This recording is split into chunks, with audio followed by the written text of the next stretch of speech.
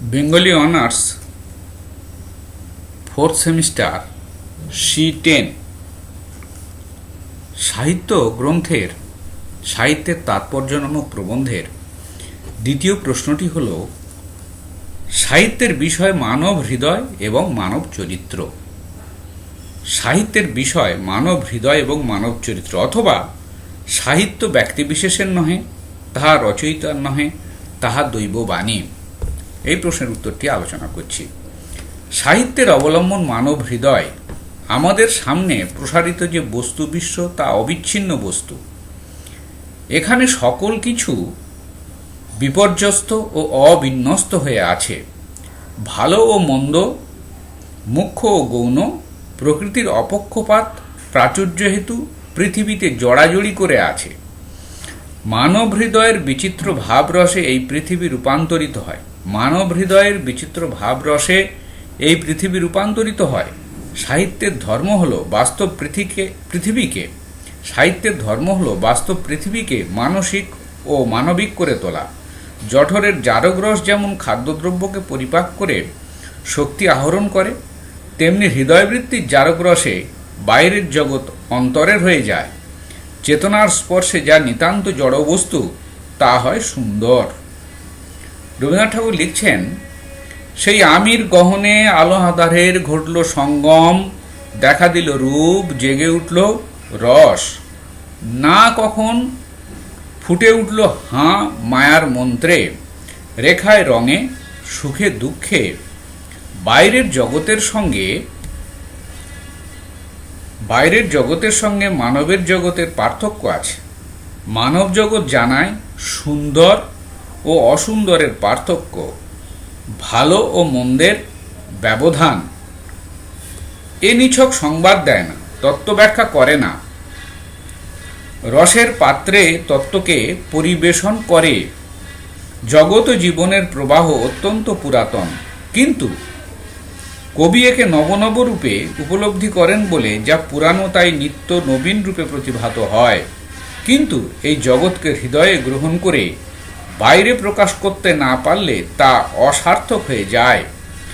মানব হৃদয় তাই চিরকাল নিজেকে প্রকাশ করতে চেয়েছে। এই প্রকাশের নাম সাহিত্য।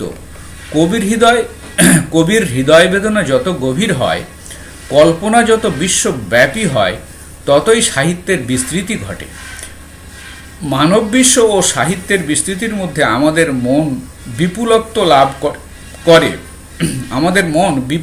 লাভ করে। যে মানস জগৎ অন্তরের মধ্যে সৃষ্ট হয়ে ওঠে, তাকে এমনভাবে প্রকাশ করতে হয় যাতে সে অপরের হৃদয়ে সঞ্চারিত হয়ে সত্য হয়ে ওঠে। তাই হৃদয়ের ভাবকে যথাযথ রূপে প্রকাশ করতে হলে ছলাকলা আভাস ইঙ্গিতের প্রয়োজন হয়। কবি যে অপরূপকে উপলব্ধি করেন, তাকে রূপের মধ্যে প্রকাশিত করতে হলে ভাষার মধ্যে অনির্বচনীয়তাকে রক্ষা করতে হয়। নারীর যেমন শ্রী ও হ্রি, সাহিত্যের অনির্বচনীয়তাও সেরকম ছন্দ, অলঙ্কার ও ভাষার অতীত নিগূঢ় ব্যঞ্জনায় আভাসিত হয়। এই যে ভাষাতীত ব্যঞ্জনা, তার জন্যে কাব্যে চিত্র ও সঙ্গীত, এই দুই উপকরণের প্রয়োজন হয়। চিত্রের মাধ্যমে মানব হৃদয়ের ব্যাকুলতা এবং সঙ্গীতের মাধ্যমে যে ভাব গভীর ও অন্তঃগূঢ়, তাকে ব্যক্ত করা হয়। কেবলমাত্র মানুষের হৃদয়কে যে সাহিত্যে ব্যক্ত করা হয় তাই নয়, মানব চরিত্রও আমাদের ইন্দ্রিয়ের দ্বারা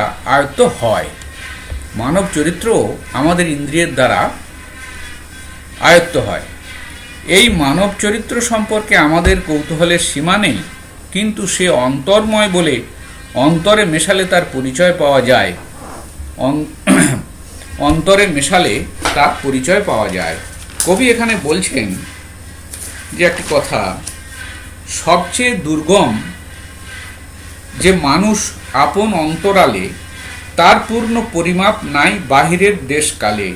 সে অন্তরময়, অন্তরে মিশালে তবে তার অন্তরের পরিচয়। এইভাবে মানুষকে তার স্বরূপে ব্যক্ত করেন কবি বা স্রষ্টা। তার মধ্যে মানব চরিত্র স্থির নয়, সুসঙ্গতও নয়। তার মধ্যে নানা স্তর আছে, বিভাগ আছে। এ কোথাও প্রকাশিত, কোথাও বা অপ্রকাশের আবরণে ঢাকা বা অপ্রকাশিত।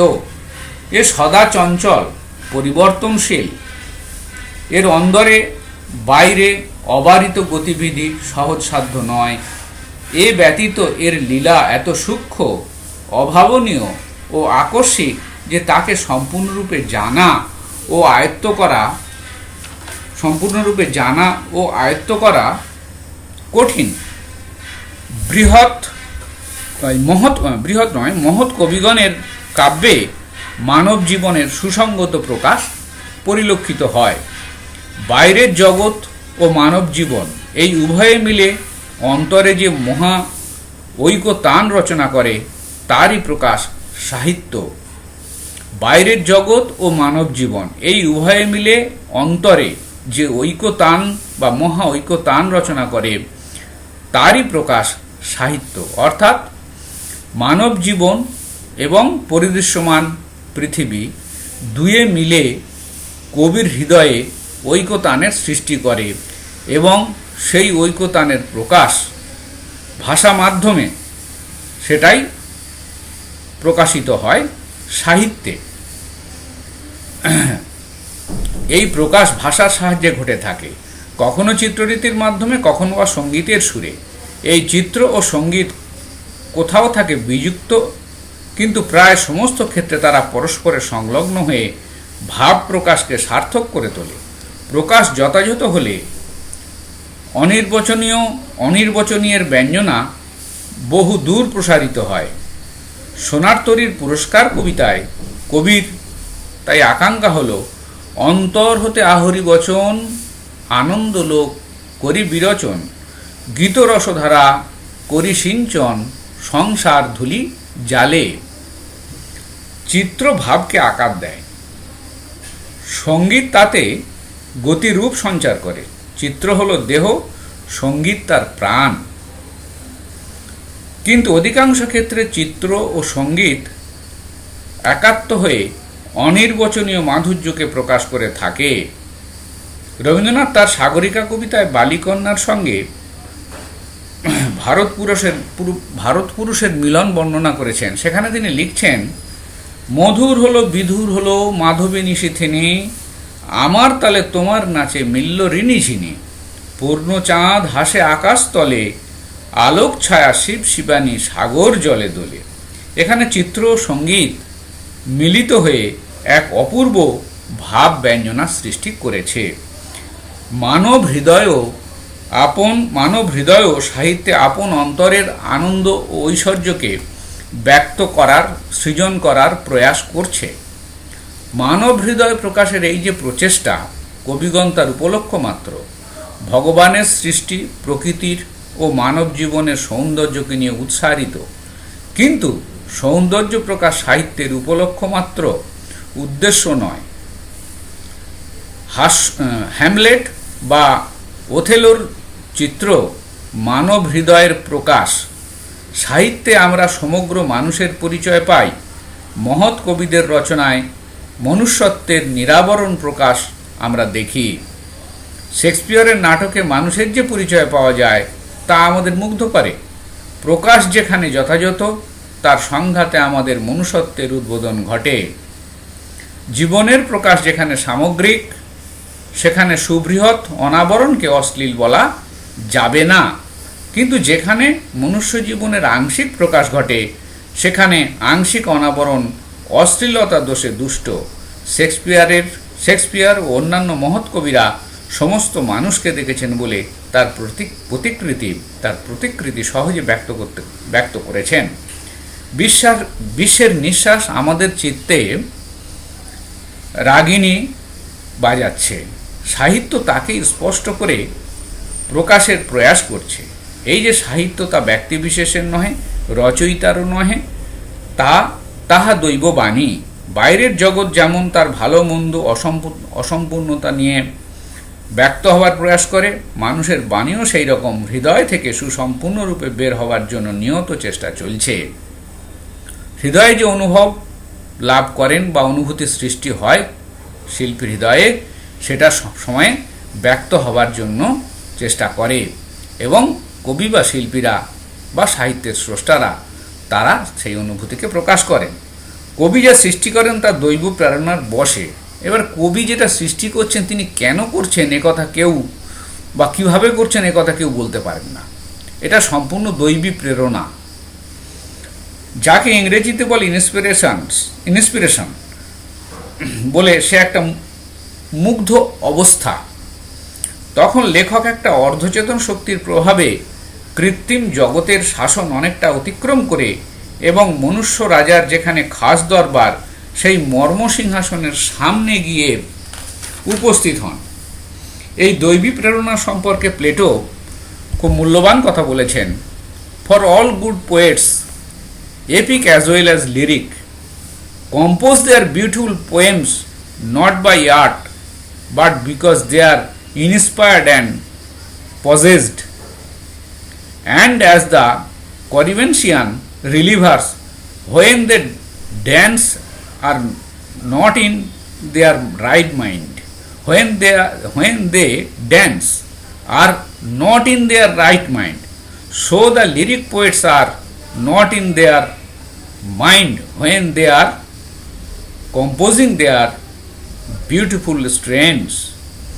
মানব হৃদয়কে জানতে পারলে তার অতলান্ত রহস্যের পরিচয় মেলে। মানব চরিত্রকে প্রকাশ করা সহজ হয়ে পড়ে। প্রাণের রঙ্গভূমিতে মানুষ আবির্ভূত হলো অনেক পরে। সে তার চৈতন্যের আলোয় জড় বিশ্বকে জয় করেছে। পৃথিবী জুড়ে চলেছে মানুষের চৈতন্য প্রকাশের পালা। কবির ধর্ম হলো এই মানব চৈতন্যকে প্রকাশ করা, তার প্রকাশের বাধা অপসারিত করে দেওয়া।